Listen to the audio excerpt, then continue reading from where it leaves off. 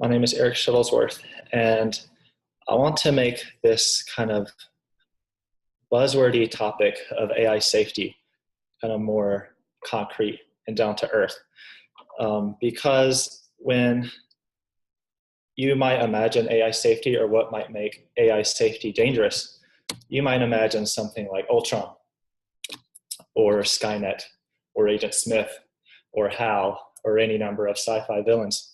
But this is not the kind of thing that AI researchers are worried about. And they do worry. There's this open letter with signatures from like Stephen Hawking and Elon Musk and Steve Wozniak and all of these people with PhDs and heads of tech companies. They see a real concern, but it isn't with an AI supervillain bent on the destruction of humanity. It is about the things, these concrete real life problems that could affect us today or next year, and not necessarily just 50 years or 100 years from now. And I mean, when you think of the future of AI, it's technically possible that there could be an Ultron.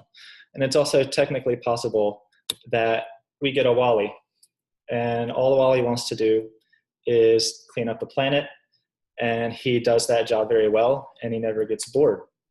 And he won't hurt anybody in the process. And this is a good thing. He'll even make friends with a cockroach. He's just that nice.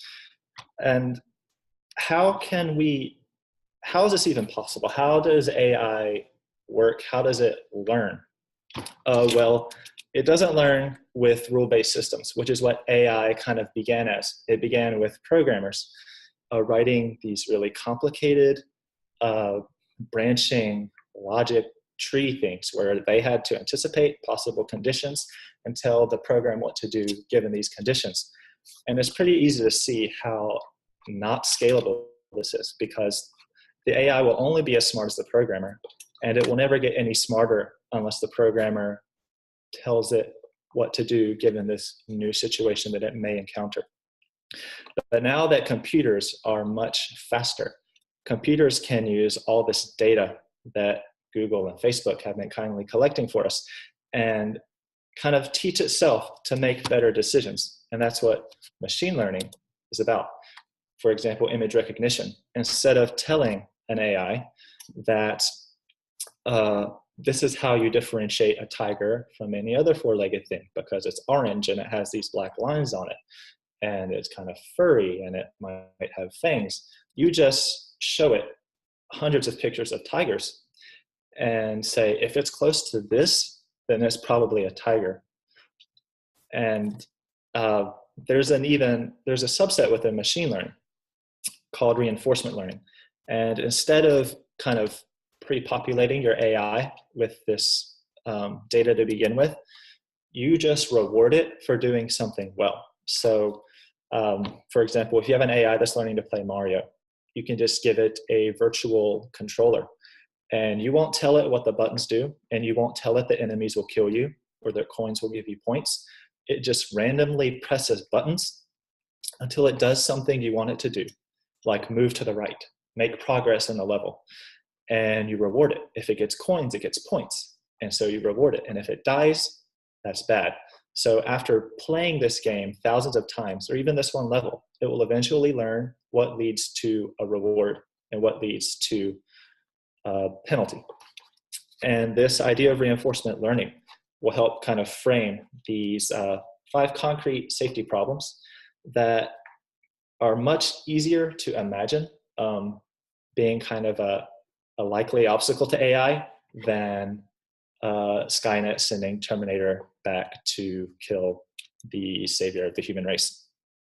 So to lead us through these problems, we have our little robot. I'm going to call him Mo. Right now, Mo is taking a break playing the French horn because he likes jazz.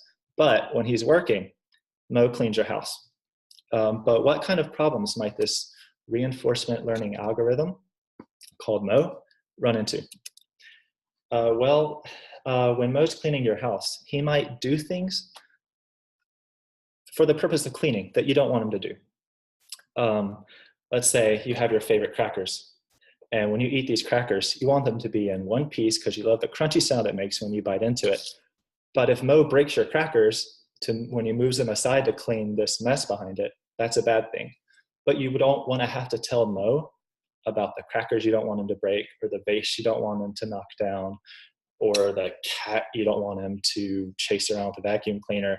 You want him to be smarter about it and not give him specific rules, going back to the rule-based system that AI was decades ago. And this is still an unsolved problem, which could technically lead to our Ultron scenario, where Ultron destroys humanity to make the Earth a better place. Reward hacking is another problem. Let's say you reward Mo when he doesn't see a mess in your house anymore. Well, if that's the condition by which you reward Mo, then all Mo has to do is close his eyes and voila, no more mess, he gets his reward. But clearly, this isn't why you have Mo. But as you've programmed him, as you've designed this AI, this is what a smart Mo will do, because this is all he has to do. And another thing about Mo is he can work when you're at work. So you don't have to be there to tell Mo, good job, bad job. If Mo's cleaning under your bed and he sees a ring pop and he finds an engagement ring, you don't want to have to be there to tell him, don't throw away the engagement ring, but you can throw away the ring pop. You want him to be smart enough to kind of know the value of these things without you making a list of all the expensive stuff and a list of all the garbage. And if he finds the One Ring, you don't want to have to be there to tell him to go across Middle Earth, go to Mordor, throw that thing in Mount Doom. You want him to just make his fellowship and go. You don't want to be there to tell him that. Safe exploration.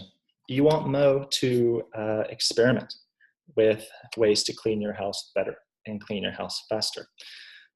So when he sees a mop and he's thinking about how to use it, you want him to think about the possible repercussions of using water near appliances and electrical outlets, for example. You don't want him to kill himself because he thinks he's doing something for the purpose of his goal, which could actually harm him, possibly burn your house down.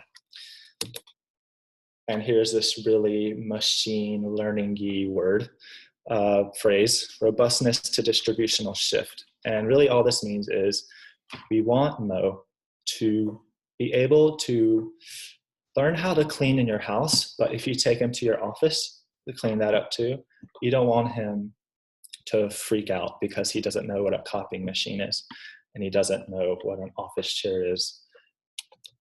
You basically don't want him to be Neo going into the Matrix for the first time and confusing a woman in a red dress with Agent Smith. You want Mo to go in your office and stop all the bullets because he's smart enough to know that he's smart enough to make the connection between different environments and navigate safely without possibly harming people. You can imagine some industrial machine, being really heavy and hurting people if it doesn't know how to handle this new environment that's different from its training environment. And I think solving these problems for something so simple as Mo, it's easy to imagine how this could wreak havoc just within your own house. But AI will only be more ubiquitous and more powerful given more ability to positively and negatively affect our lives. So the point of kind of defining these problems is to hopefully have you kind of consider the importance of kind of thinking about AI both optimistically and with kind of seriousness and responsibility. Thank you.